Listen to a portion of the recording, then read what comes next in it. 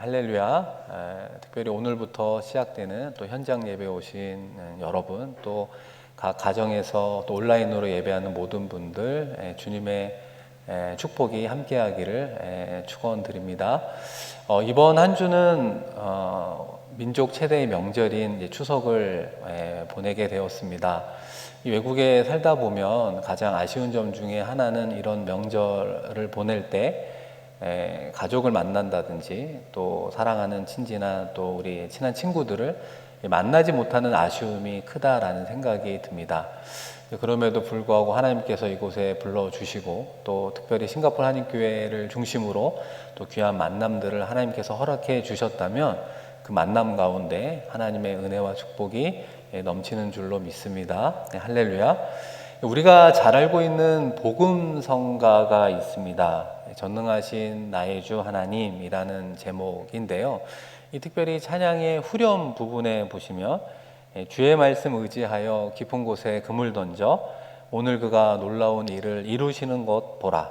주의 말씀 의지하여 믿음으로 그물 던져 믿는 자에겐 능치 못함 없네. 우리가 함께 찬양할 수 있다면 우리 말씀 이후에 찬양을 했으면 참 좋겠다, 이런 생각을 해 보았습니다. 여러분, 이 찬양의 가사의 배경이 사실은 오늘 본문 말씀의 요약이라고 이야기할 수 있습니다.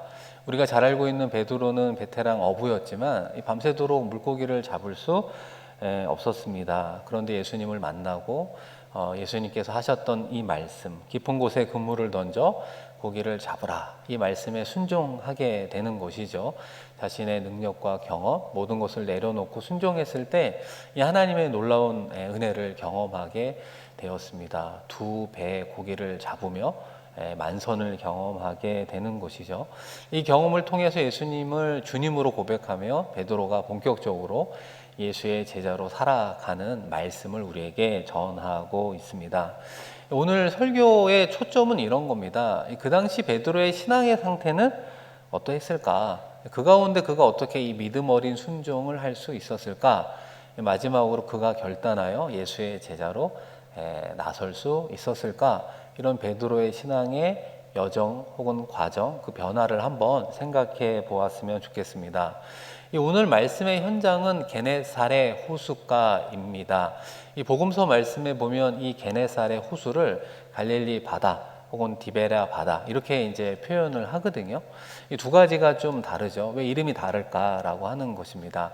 이 갈릴리는 지역명입니다. 우리 이스라엘 지도를 보면 북쪽이 갈릴리, 중간이 사마리아, 아랫부분이 예루살렘이지 않습니까? 이제 북쪽 갈릴리에 있는 호수를 갈릴리 바다 이렇게 표현을 한 거고, 이 디베랴 바다라고 하는 것은 헤롯이라는 분봉왕이 그 당시 로마 황제 디베라를 기념하기 위해서 또 디베랴 바다 이렇게 이제 표현을 한 부분 때문에 여러 이름을 가지고 있는 거고요.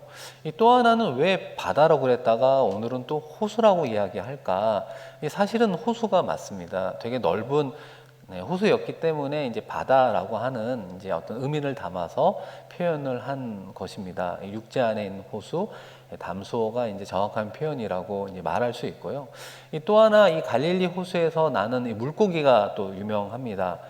여러분, 여기서 나는 물고기를 그 당시 부자들이 먹지는 않고 이제 서민들이 즐겨 먹는 물고기였습니다. 이제 모양이 우리나라의 이제 붕어와 이제 비슷한 모양을 띠고 있고요. 우리가 알고 있는 오병이어 기적 가운데 소년의 도시락에 있었던 물고기가 바로 이 갈릴리 호수에서 잡은 이제 물고기였습니다. 그래서 나중에는 이 물고기 이름을 이제 베드로의 물고기, 이런 경험이 있었기 때문에 이렇게 이제 명명하기도 하고요. 그리고 이 물고기가 대한민국, 우리나라에 이제 수입이 되기도 합니다. 이 베스라고 하는 이름으로 수입되어서 이제 판매가 되기도 했던 그런 부분들이 있습니다. 오늘 말씀을 좀 크게 바라본다면 예수님과 우리와의 만남, 예수님과 베드로의 만남으로 이제 구성되어 있습니다. 이 누가복음의 저자 이 누가는 이 하나님의 말씀을 들으려고 예수님에게로 찾아온 사람들을 이 무리라고 하는 표현을 씁니다. 이 누가복음을 읽다 보면 이 무리와 제자가 이렇게 혼용되는 경우가 있습니다. 그런 의미에서 무리라고 하는 의미는 어떤 의미가 있습니까?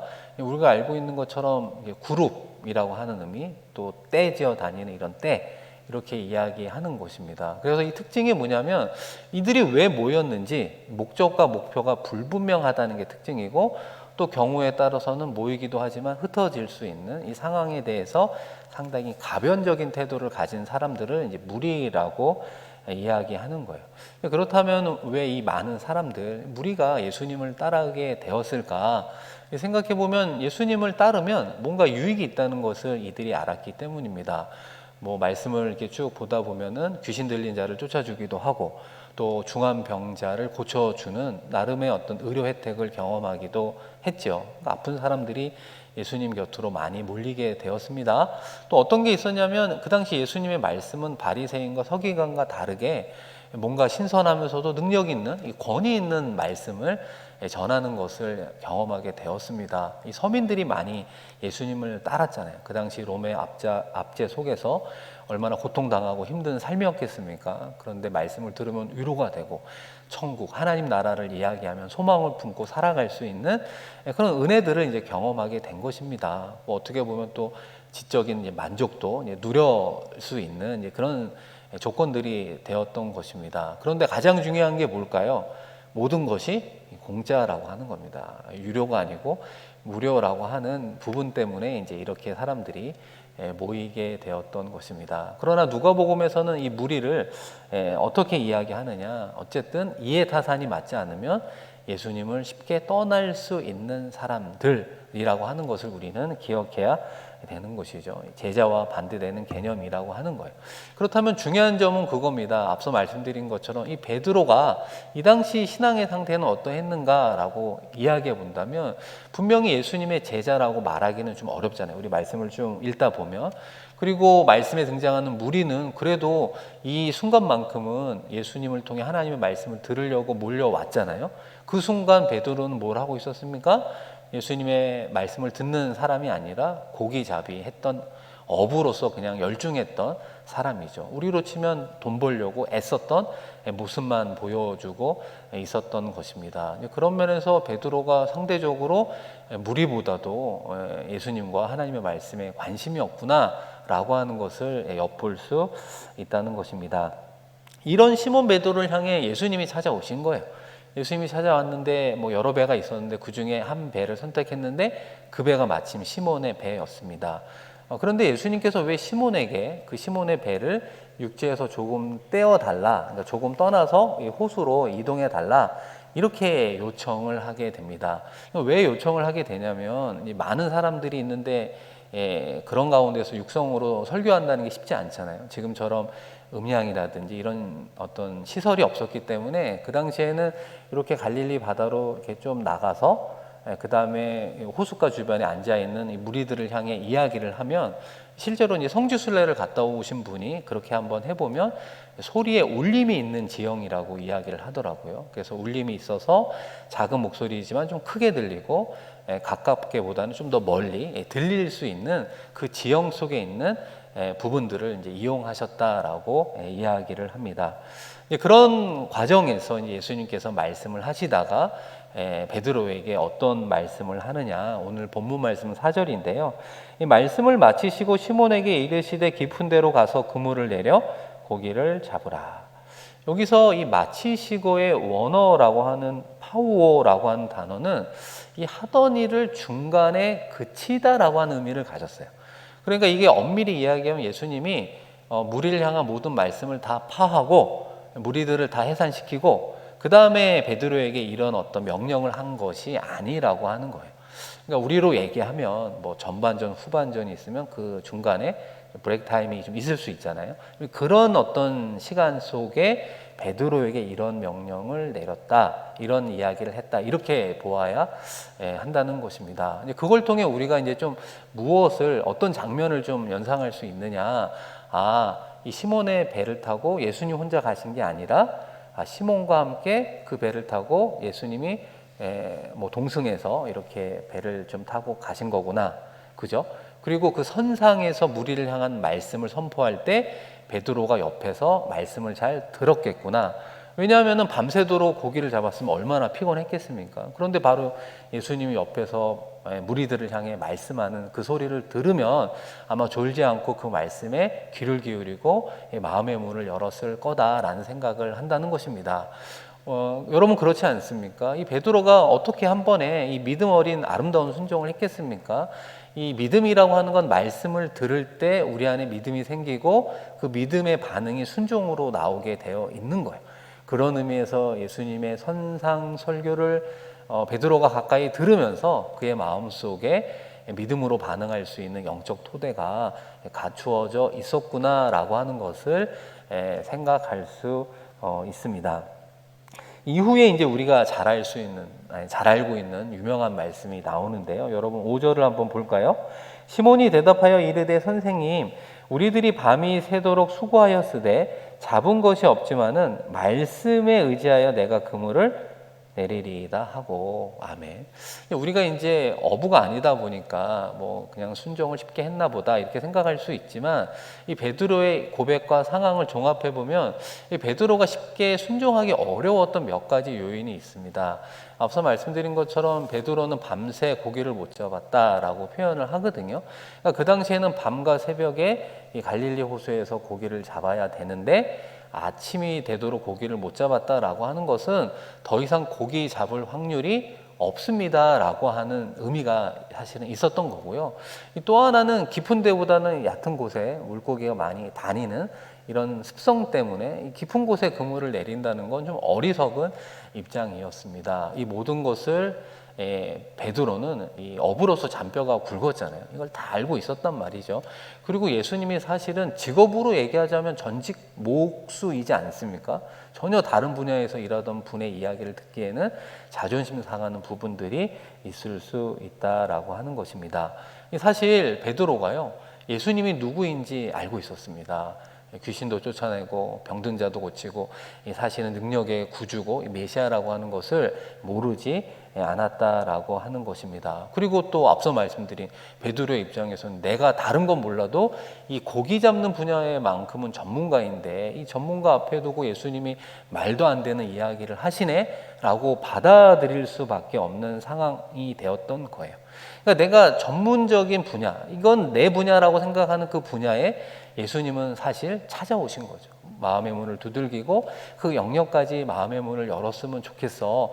이곳에서 나를 받아들이고 함께 살아가면 좋겠어 라고 하는 이 베드로와 예수님과의 만남이 이루어지게 된 것입니다. 그래서 베드로가 그 마음의 문을 열고 예수님의 말씀대로 순종하게 되었습니다. 그 결과가 어떻습니까, 여러분? 6절로 한번 가볼까요? 그렇게 하니 고기를 잡은 것이 힘이 많아 그물이 찢어지는지라. 이 베드로의 순종으로 성경은 어떻게 되었다라고 이야기하느냐? 고기를 조금 잡은 게 아니라 많이 잡은 게 아니라 얼마만큼 잡았다고요? 그물이 찢어질 정도로 잡았다라고 하는 거는 뭐 평소에 경험할 수 없는 정말 불가능한 경험을 이 베드로가 하게 되었습니다. 이 사랑하는 성도 여러분, 우리가 이 사건을 통해 어떤 하나님을 우리가 더 깊이 알아야 되겠습니까?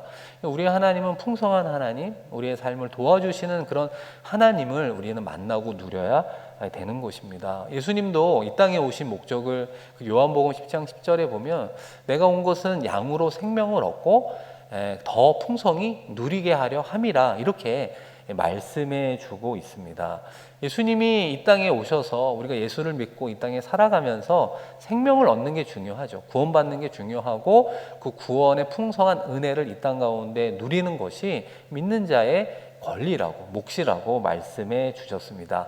그런데 중요한 게 뭐냐, 이 모든 것을 이루는 공통적 신앙의 원리는 순종으로부터 시작을 한다는 것입니다. 이 순종이 전제되어야 한다라고 하는 것이죠. 우리가 예수님을 받아들인다라고 하는 것도 순종 아닐까요? 나의 모든 삶의 영역에 구주가 되어달라고 받아들이는 그 어떤 억셉하는 부분도 우리는 순종이라고 할 수 있는 것이고요. 이 풍성함은 어떻게 누리느냐? 삶의 현장에서 베드로처럼 순종할 때 누릴 수 있는 축복임을 말하고 있습니다. 여러분 잘 생각해 보면 아담의 이 불순종, 아담의 죄가 이 땅에 들어오면서 우리에게 불행과 죽음이 오지 않았습니까? 그런데 이 아담의 죄를 다른 말로 이야기하면 불순종이라고 말을 할 수 있는 거예요.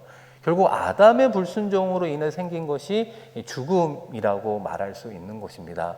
그러므로 많은 사람들이 하나님 앞에서 여전히 불순종하면서 이 땅 가운데 열심히 수고하여도 우리가 궁극적인 만족과 평안에 이르지 못하는 이유가 바로 여기에 있는 것입니다. 하나님 앞에 순종하면서 누리는 수고가 우리에게 평안이 되고 기쁨이 되지만, 그렇지 않을 때는 이 불순종하면서 얻게 되는 그 모든 것에는 참된 만족이 없는 거예요. 왜냐하면 불순종의 죄고, 이 죄의 결과가 죽음이기 때문에 이 죽음의 영역 속에 있는 게 뭡니까? 걱정과 불안과 근심과 이런 두려움 아니겠습니까? 그렇기 때문에 거기에서 헤어나오지 못하게 되는 것이죠. 건강한 성도의 비결은 하나님의 말씀에 순종하여 생명에 이르고 그 생명을 풍성히 누리는 데 있는 줄로 믿습니다. 이 사도 바울이 빌립보 4장 19절에 동일한 맥락의 말씀을 하고 있어요. 나의 하나님이 그리스도 예수 안에서 영광 가운데 풍성한 대로 너희 모든 쓸 것을 채우시리라. 주님의 은혜 아래 살아가면서 우리의 필요한 것들을 채워주시는 분이 우리의 하나님이신 줄로 믿습니다. 순종해서 삶의 자리에서 그 은혜와 축복을 누리는 우리가 되기를 주의 이름으로 축원드립니다. 그런데 베드로가 이제 어떻게 보면 이상한 고백을 하게 돼요. 이 놀라운 경험을 한 다음에 8절 말씀에 보면요, 시몬 베드로가 이를 보고 예수의 무릎 아래 엎드려 이르되 주여 나를 떠나소서 나는 죄인이로소이다, 이렇게 고백하게 됩니다. 물론 2차적으로는 그죠, 예수님을 만났는데 그 예수님 속에 하나님, 이 신적 현현을 경험한 인간의 겸손한 고백이라고 표현할 수도 있습니다. 베드로는 예수님이 단순히 사람이 아니라 하나님이시구나 라고 하는 것을 깨달은 어떤 겸손의 모습이 무릎을 꿇은 모습이라고 이야기할 수 있는 것이죠. 그런데 또 동시에 생각해 보면 여러분, 정말 하루를 벌어 하루를 살아가는 그런 가난한 서민의 입장에서 생각해 본다면 이 두 배가 고기를 끌어 담았는데 그물이 찢어질 정도로 이 만선을 경험했다.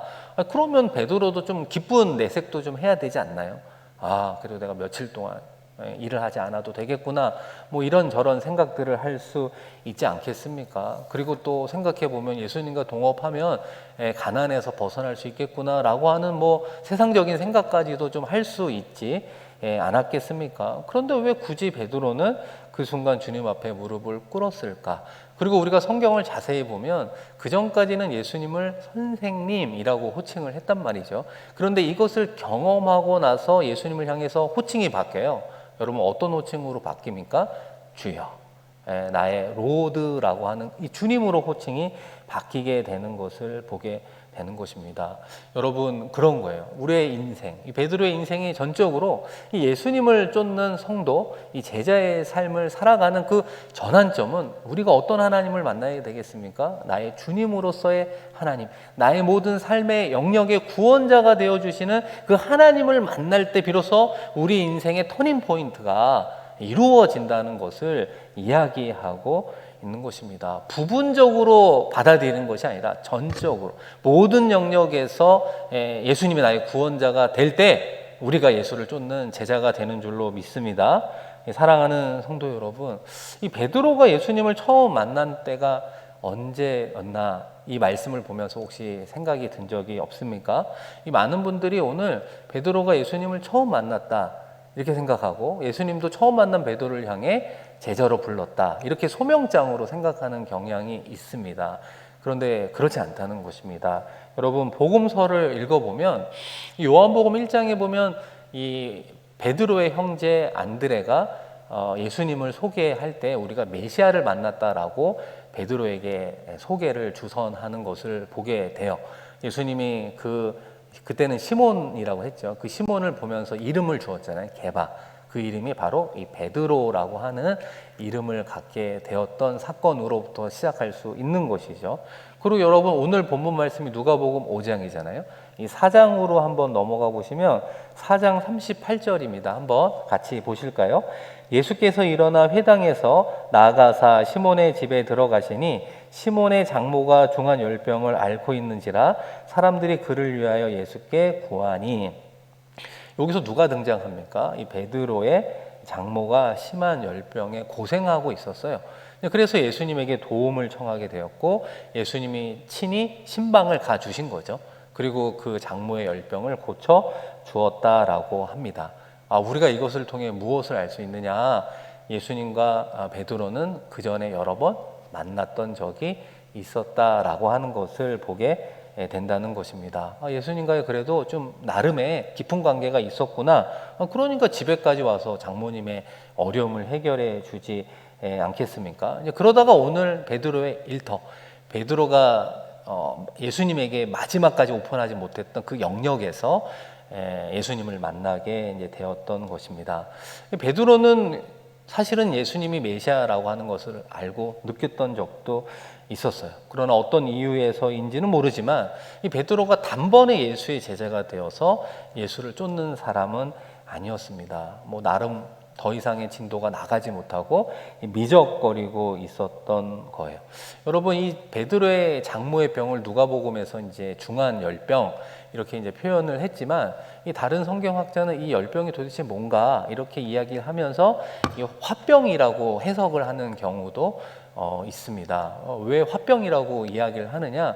앞서 말씀드린 대로 예수님의 사역 초기에 베드로가 예수님을 만났고 예수님을 열심히 쫓았던 적이 있었던 것 같아요. 그러다 보면은 당연히 어떤 일에 등한히 하게 될까요? 이 밤새서 새벽까지 고기를 잡아야 되는 이 어부로서의 잡을 등한히 여기지 않았겠습니까? 그러면은 장모님의 입장에서는 이 사위가 일도 안 하고 예수라고 하는 청년을 쫓아다닌다고 이렇게 이야기를 듣게 되면 이 마음에 좋지 않을 거 아니에요. 우라가 생기고 하루 벌어 하루를 살아야 되는데 일도 안 하고 저러고 있다고 이런 게 쌓여서 결국엔 화병으로 알아누운 거다라고 이야기를 한다는 것입니다. 그런 면에서 예수님이 장모의 병을 고쳐주셨다라고 하는 건 어떤 의미가 있습니까? 베드로의 장모도 예수님이 누구인지를 알았던 거예요. 구원자 되시고 정말 메시아구나 라고 하는 것을 장모도 알고 어떻게 보면 예수의 사역과 베드로의 사역에 지지를 해주지 않았겠습니까? 그럼에도 불구하고 지금 베드로가 어디에 서 있다고 오늘 본문 말씀은 계속해서 이야기하고 있습니까? 예수를 따르는 제자의 모습이 아니었다라고 하는 거예요. 여전히 베드로는 예수님과 관계없이 고기잡이에 열중하고 있었다는 것입니다. 베드로는 돈 버는 일에 열중하고 있었다는 것입니다. 우리도 신앙인으로 살아가지만 여전히 하나님과의 거리를 둔 채 무언가 열심히 하고 있는 그 모습이 바로 베드로의 모습이고 우리의 모습일 수 있다라고 하는 것입니다. 그런 의미에서 베드로는 가장 잘할 수 있는 일, 그리고 가장으로서 생계를 책임져야 되는 일, 그의 하나님을 향한 영역에서 내놓지 못하는 그 마지막 그 영역의 자리를 지키고 있는 모습을 보여주고 있다는 것입니다. 결국 베드로는요, 예수님과 가까웠다가도 또 멀어지는 모습들, 또 예수님을 잘 따르다가도 잘 따르지 않는 이런 어떤 모습을 보여주고 있습니다. 그런 의미에서 베드로가 여전히 신앙적으로 고민하고 있구나라고 하는 것을 알 수 있다라고 하는 거예요. 예수님을 만나면 말씀을 들을 때마다 마음이 뜨겁고 예수님을 쫓는 삶을 살아가고 싶고 반대하던 장모의 병도 고쳐 주셨음에도 불구하고 베드로가 그 모든 것을 내려놓지 못하고 예수님을 쫓지 못하고 있었던 것입니다. 아무래도 내가 이 부분은 내려놓지 못하고 내가 좀 병행해야 되는 영역들, 이것을 고수하고 있었던 베드로의 모습을 보게 된다라고 하는 것이죠. 이것을 놓아버리면 나의 존재의 의미가 사라지는 이런 부분만큼은 내려놓지 못한 연약한 베드로의 모습을 보게 된다는 것입니다. 그렇게 베드로가 계속 고민하다가 고기잡이를 허탕친 그날 하필 예수님을 만나게 되었던 것이죠. 내가 정말 자신 있는 분야에서 성공하는 모습을 보여주면 좋겠는데 그곳에서 실패하는 가운데 찾아오시는 예수님을 만나게 되었습니다. 여전히 권위 있는 말씀으로 선포할 뿐만 아니라 나에게도 말씀해 주시는 그 음성을 듣게 되었던 것이죠. 그리고 순종하게 되었을 때 자기의 판단으로는 있을 수 없는 일이죠. 그물이 찢어질 정도로 그 아침에 깊은 곳에서 잡을 수 없음에도 불구하고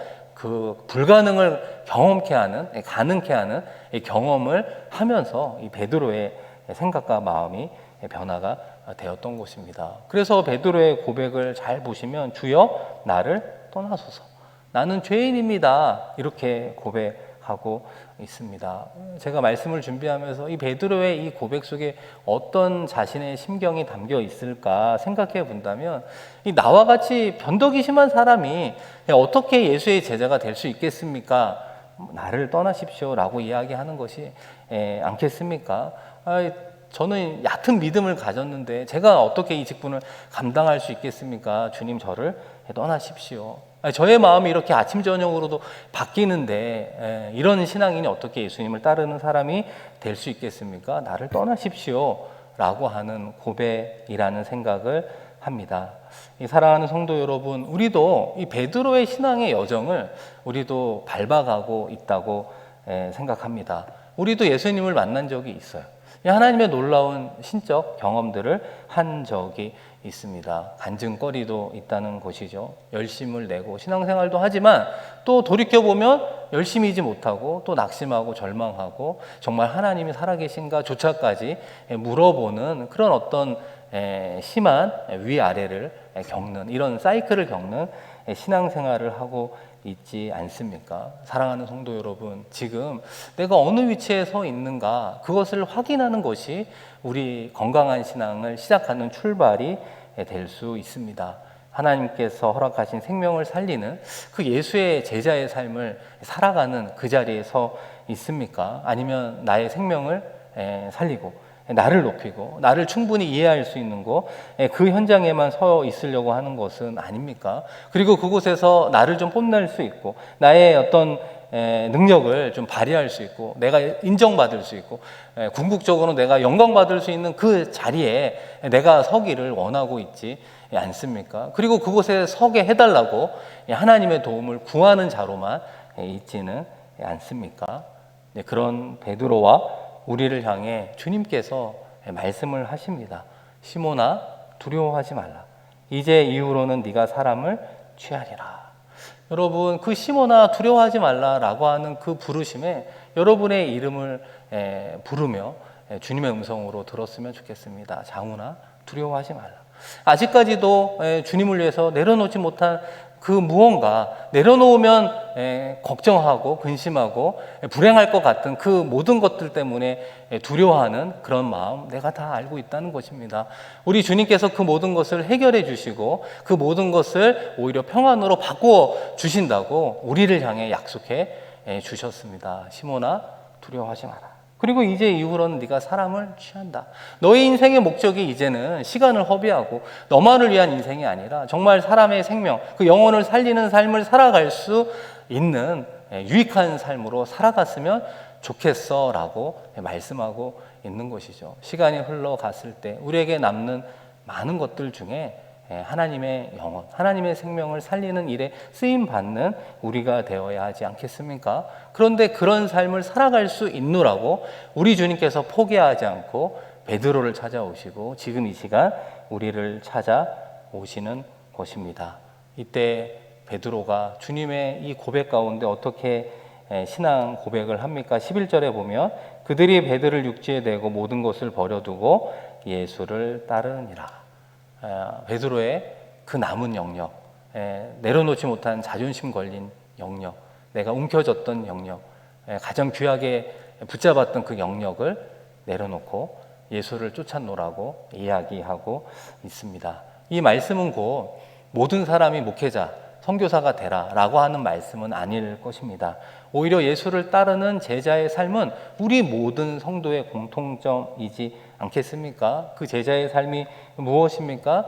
내가 가장 소중히 여기는 것을 내려놓고 예수를 쫓는 삶이라고 이야기할 수 있는 것이죠. 우리는 그런 면에서 신앙의 과정을 지나고 있습니다. 그리고 어느 순간 그 신앙의 결단을 우리 주님께서 우리 한 사람 한 사람에게 요구하고 있는 것입니다. 사랑하는 성도 여러분, 나의 모든 영역에서, 특별히 내가 움켜쥐고 있는 그 영역에서 우리 주님을 만나고 그 예수님을 나의 주님으로 여기며 그 부분까지 내려놓을 수 있게 된다면 더 이상 나의 자랑거리를 위한 인생, 나의 능력거리를 위한 인생, 나의 위력거리를 찾는 인생이 아니게 될 것입니다. 오히려 예수님을 쫓으면서 우리에게 허락해 주신 그 상황 속에 만나는 이들의 생명을 살리는 하나님 나라의 일꾼으로 살아가게 되리라 믿습니다. 이번 한 주 살아가는 여러분의 삶의 자리 가운데, 특별히 여러분이 움켜쥐고 있는 그 삶의 자리 가운데 찾아오시는 그 예수님을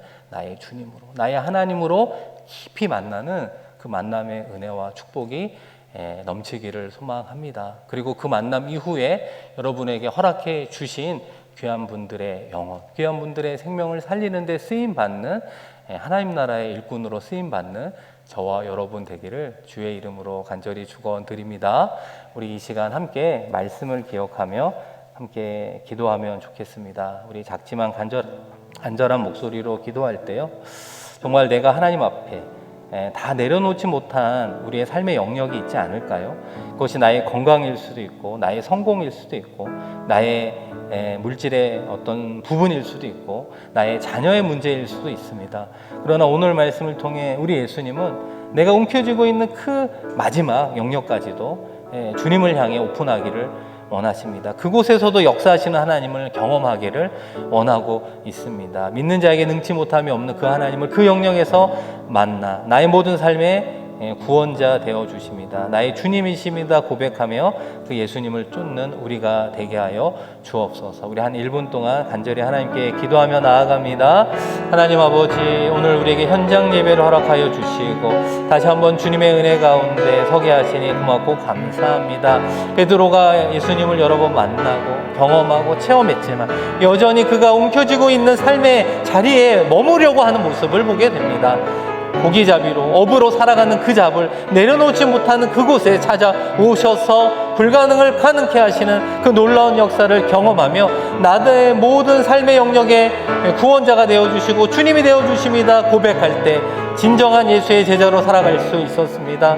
오 아버지 하나님, 우리가 살아가는 이 땅 가운데 나의 모든 삶의 자리에서 정말 예수님이 나의 구원자임을 고백하는가, 나의 주님으로 여기며 살아가고 있는가 살펴보게 하시고, 고민한 인생 가운데 찾아오시는 주님과의 만남을 축복을 통해 다시 한번 결단하게 하시고 예수님을 따라가겠습니다. 나의 사업도, 나의 직장도, 나의 생명도, 나의 자녀도, 나의 미래도 모두 하나님께 맡겨 드리겠습니다. 하나님 받아 주시옵소서. 하나님 선하게 이끌어가 주시옵소서. 부족하지만 우리를 통해 하나님의 귀한 생명들을 살리는데 쓰임받게 하여 주시옵소서. 오 아버지 하나님, 맡겨 드리는 인생 되게 하여 주시옵소서.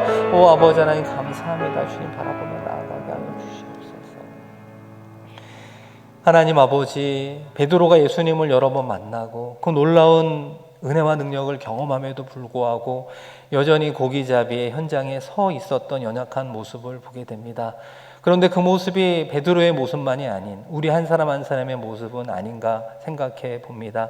아버지 하나님, 예수님을 나의 구원자로 고백하지만 정말 나의 모든 삶의 영역에 나의 구주로, 나의 주님으로 여기며 살아가고 있는가 고백할 때 그렇지 못한 연약함을 이 시간 고백하게 하시고 다시 한번 그 영역과 그 분야로 우리 예수님을 초청하며 그곳에서 나의 주, 나의 하나님이 되시는 그 예수님을 깊이 만날 수 있는 은혜와 축복 더하여 주시옵소서. 그래서 이 모든 것을 내려놓으면 불안하고 힘들고 어려울 것 같은 모든 부분들을 우리 주님께 맡겨 드림으로 평안 가운데 나아가게 하여 주시옵소서. 우리의 가정을 올려드립니다. 우리의 생명을 올려드립니다. 우리의 직장과 우리의 자녀와 인생의 모든 것을 올려드리오니 우리 주님 받아 주시옵소서. 그리고 우리를 하나님의 생명을 살리는 귀한 영혼의 업으로서 사용하여 주시옵소서. 감사드리며 귀하신 예수 그리스도의 이름으로 축복하며 기도드립니다.